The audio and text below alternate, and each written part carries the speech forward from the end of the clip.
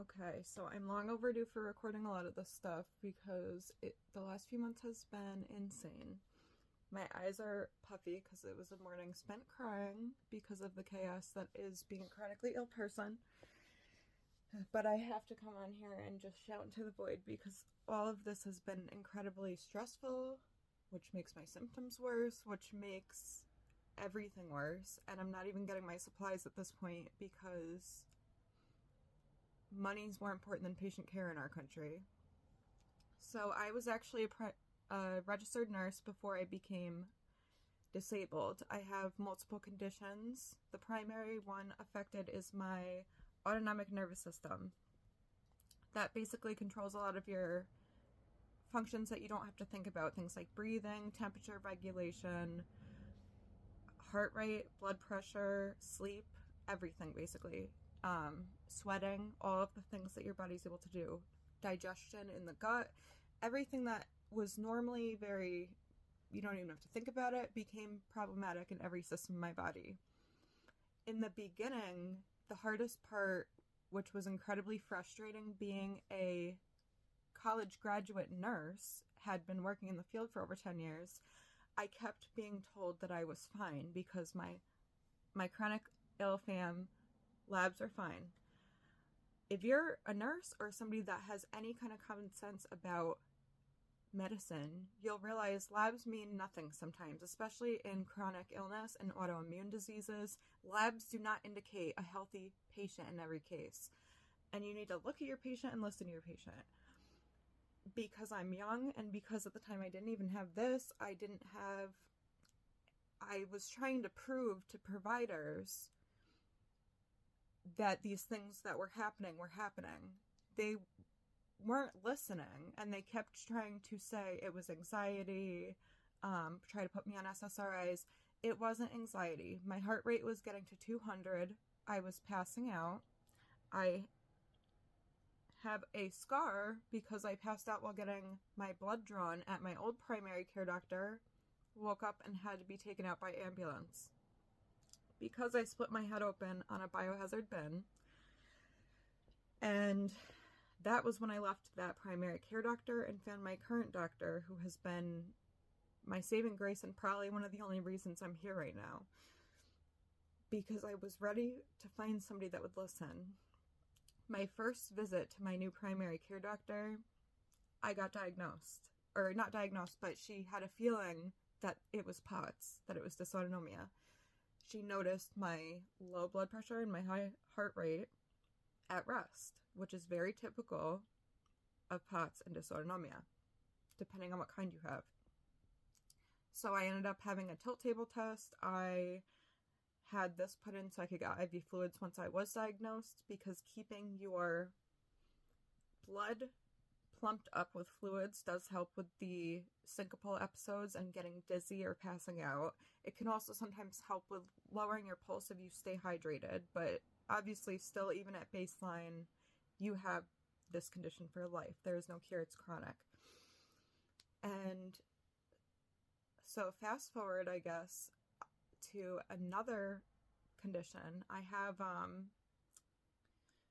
hypermobility, so like Ehlers-Danlos syndrome. It's a genetic condition and it causes you to have hypermobility of your joints. It causes up to and including your digestive tract. Like, I have 2 hernias. I have esophageal dysphagia, so food gets caught in my throat. That's a little bit to do with the dysautonomia piece. But I also started having pain and claudication. It's the medical term. It basically feels like a Charlie horse. It's like a cramping, a very tight, painful cramping. This was happening in my left leg for a year and a half, 2 years. Approaching the 2-year mark, I finally was able to see a venous specialist, and I asked them to go in and do a venogram because to me it was cold to touch. It was causing me claudication, that cramping pain, and it was relentless. It never felt like it eased up, which can be very indicative of a blockage or a vein collapse or something like that. So the day of my procedure for my venogram, this very well-educated doctor who I have no problems with, but he definitely was being biased and assuming that because I didn't look sick, I couldn't possibly have something wrong. And I was only, at this time, my early 30s, late 20s. This wasn't that long ago. He was doing the procedure where they go up through your groin in the vein, and they end up kind of going all the way up so they can see if anything is blocking or if blood's not flowing correctly to your arms and legs, your extremities. So I was under conscious sedation during this procedure. This means, like, I was awake. If you've ever had a colonoscopy, it's kind of similar. You're, like, not totally out. You can hear what's going on, but you're definitely a little bit drugged up. But the nurse and me wanted to listen to everything because I was so sick of being told that I was fine when, as somebody that understands medicine and the human body, I knew I wasn't fine. And I knew it was a matter of life and death to have people start actually listening to these complaints. And I hear him say, wow. And that's not something that you ever want to hear somebody say in a surgery. But, like, honestly, at that point, I was just so grateful that another thing was finally seen, witnessed, evident. So I didn't have to feel crazy that I was having this horrible pain. And I asked what he saw, and he said, your left iliac vein is over 90% occluded, and we're going to have to put a stent in. So they put a stent in, and it did improve some of the symptoms. I still do have some pain and issues with that leg. I call it my bum leg, but it definitely helped. And now I follow up every 6 months and to a year with the venous specialist. They do a Doppler on it and check to make sure everything's working. And I have to be on blood thinners, Plavix, and aspirin for the rest of my life. But at least I didn't lose my leg. I didn't have a stroke. I could have easily if I didn't keep pushing on these providers. And I think one of the things that I want to drill home to anybody else that's chronically ill, whether you have a medical background or not, you know your body. When I was a nurse, I always knew my patients know their body. They know their symptoms. If you don't listen, things happen. People die. So, fast forward to basically I had to spend a lot of time pushing back against providers until I finally would get listened to and find that there was a real issue there that needed to be addressed. And it wasn't small. It was a concerning issue. So this week, I'm not even going to get into the insurance stuff. That'll be for another video because my ADHD is rampant today from all the stress. I've had a substitute nurse the last 2 weeks. I've had the same nurse for, I want to say, over 2 years. She's incredible. She is very good with everything she does. She's very kind, and she knows what she's doing, which with home care and dressing chains of a central line is very important for nurses to understand what they're doing. The first day that I had the substitute nurse, she was taking my dressing off and not listening to me when I said that it was pulling and it was hurting because I don't have the sutures, because one of my conditions I have causes me to reject a lot of things, such as, like, if I get sutures, bandages, it causes a lot of irritation at the site. It's fine, it just needs to not be pulled on, obviously. And not everybody has sutures that remain in place on these things. So she was not listening to me, so I ended up just kind of, like, trying to hold it with my non-sterile hand because I just wanted to make sure she's not ripping this line out of me, and it hurt. It ended up pulling back, and, like, I felt it tug, and I knew it had been pulled out slightly, so it ended up causing pain, but she was able to flush and get a blood return after that. Okay, so then she did my dressing change last week, and she said she was going to let the doctor know that it had migrated. And she said she left a message, never heard anything back. So I let my doctor know this today. And then she called today and she asked if she could do the dressing change. I kept saying I didn't have the supplies, especially the bio patch. This has been on here for a week. It's not sterile to leave this on. You have to take it off and clean it, because I don't know if you know much about central lines, but this goes directly into the top of my heart. It's a direct central line.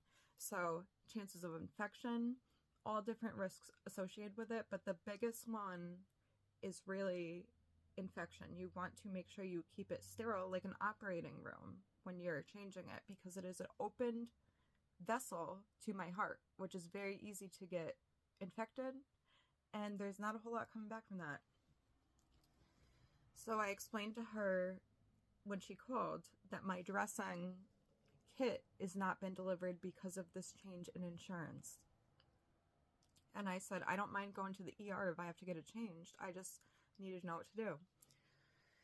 She says to me that she will come out if she can find a bandage, change the bandage, and leave this old bio patch on that has been on here for 7 days already. I refused that strongly. Even if I wasn't a nurse, I think I would understand that that's a very dangerous thing to do, and that's not appropriate technique. It's not safe technique. I never complain about anyone, and I know everybody makes mistakes, and we learn as we go. And I've always had that model, even with care providers, through this whole process, because we're all human. But between the pulling of my line, the not communicating it properly to my doctor to see if I have to go to interventional radiology, and then trying to tell me that she's going to do a dirty dressing change today, I now don't feel comfortable having my dressing changed at all. I'd rather do it myself, because I was at least trained to do that. And I guess the whole point of this ramble, the whole point of this message, if you don't take anything else from this, I don't care if you worked in the medical field. I don't care what your knowledge base says. You know your body. Don't be afraid to stand up to people. I have unfortunately learned every step of the way that people are not always going to do the right thing. They're not going to listen to you. And it ultimately can cost you your life, a limb, if somebody's not listening to the fact that you have a blockage in your leg and you're having pain for a year and a half. Just because you're young doesn't mean you're healthy. Just because you don't look sick doesn't mean you're not sick. And if something doesn't feel right, you don't have to take it. You don't have to just roll over and accept it. Our healthcare system is screwed up at an extremely, every level I've seen on both sides at this point. But never doubt your own tuition. Never be afraid to speak up, because ultimately, at the end of the day, your life literally depends on it. I wouldn't be here if I wasn't being forced to be complaining about these things. And I'm not a complainer. I hate having to call anyone out. I hate having to follow up if somebody's not doing something appropriately, because I don't like to feel like I got somebody in trouble. I'm not like that. I've always worked like that. I've always helped people learn along the way in my career. But the more I've been going through this, the more I've been realizing one of the only reasons I'm still here today is because I've spoken up about these things until they were addressed. So I can't give you a solution for how messed up the disability system is. I can't give you a solution for how we have to live on pennies and we can't afford our meds, and that we really don't have any autonomy at the end of the day with our care because we're all living in poverty. But you can still speak up for yourself, and I know it's not easy to do that, but you have to, because nobody else is going to do it. I hope that you got something from this, and I'm going to be posting more long content to talk about things like this and kind of my whole experiences with my diagnosis and having to go out of work as a nurse and deal with all of this. So thank you for listening if you made it this far, and drop a comment if you got anything from this or if you just want to say hi. Have a good day.